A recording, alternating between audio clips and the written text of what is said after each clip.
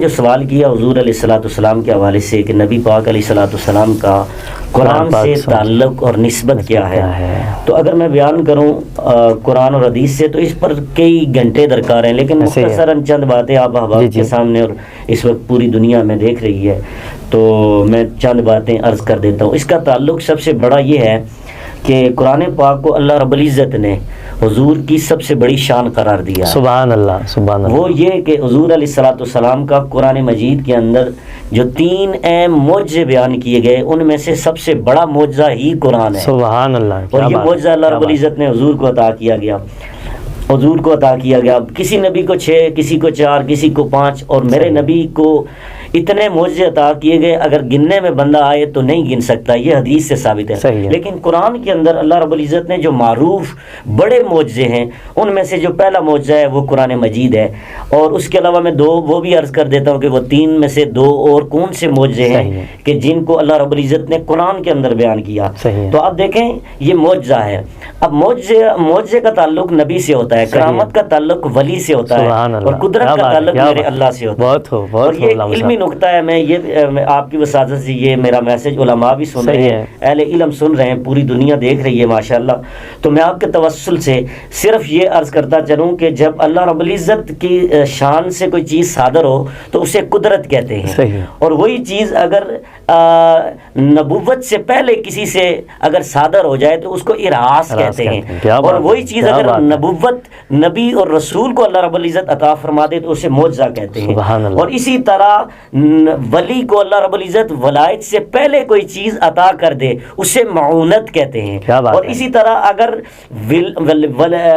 ولایت ملنے کے بعد اللہ رب العزت کسی ولی کو خرق عادت کوئی چیز عطا کر دے تو اسے کرامت کہتے ہیں۔ اور اسی طرح اللہ رب العزت نے 7ویں چیز جو اللہ تبارک تعالیٰ نے شان جو بندے کی بیان فرمائی ہے کہ کافروں میں سے اگر کوئی بندے کو خرق عادت اللہ رب العزت کوئی چیز عطا کرتا ہے تو اسے استدراج کہتے ہیں۔ تو یہ 7 چیزیں میں نے بیان کی ہیں۔ اب 3 قرآن کے اندر جو معجزے یعنی کہ آپ نے پوچھا تعلق کیا ہے حضور کے ساتھ اس قرآن کا، تو 3 بڑے معجزے جو اللہ رب العزت نے قرآن میں بیان کیے، ان 3 معجزوں میں سب سے بڑا معجزہ اللہ رب العزت نے حضور کی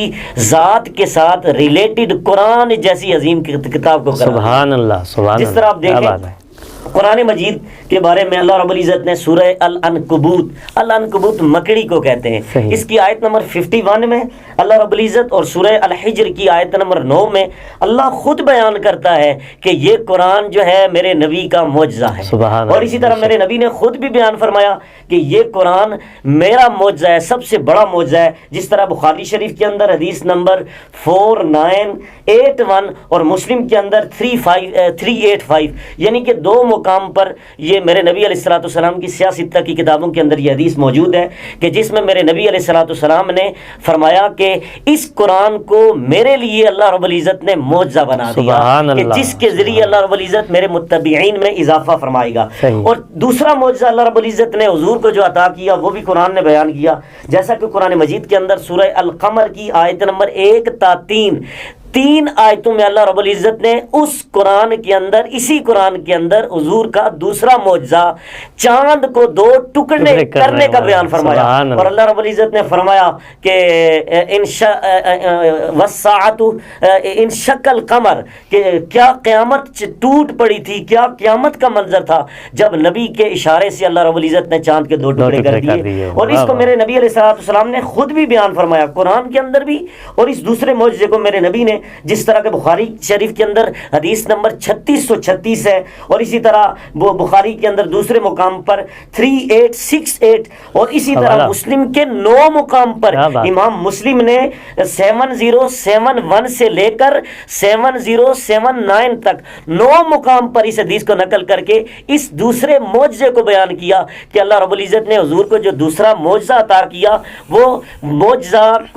چاند کے 2 ٹکڑے کرنے کو بیان کیا۔ دیا. اور تیسرا معجزہ کیا ہے وہ آپ سمجھیں کہ جس طرح آج یہ رمضان کا مہینہ ہے, اس سے پچھلا مہینہ شعبان کا تھا, اور اس سے پچھلا مہینہ رجب کا تھا. رجب کی 27ویں رات کو اللہ رب العزت نے حضور کو معراج شریف عطا فرمائی. یہ تیسرا معجزہ قرآن نے سورہ بنی اسرائیل کی آیت نمبر 1 میں اور سورہ النجم کی آیت 5 تا 18 تک پورے قرآن کے اندر 2 مقام پر اس معجزے کو بھی بیان فرمایا ہے اور متعدد حدیثوں میں کے اندر بیان فرمایا ہے. تو اس حوالے سے یہ بڑی تفصیلات ہیں کہ یہ تعلق ہے حضور کا قرآن کے ساتھ. صحیح ہے, ماشاءاللہ علامہ صاحب آپ نے بڑی اچھی گفتگو فرمائی. اللہ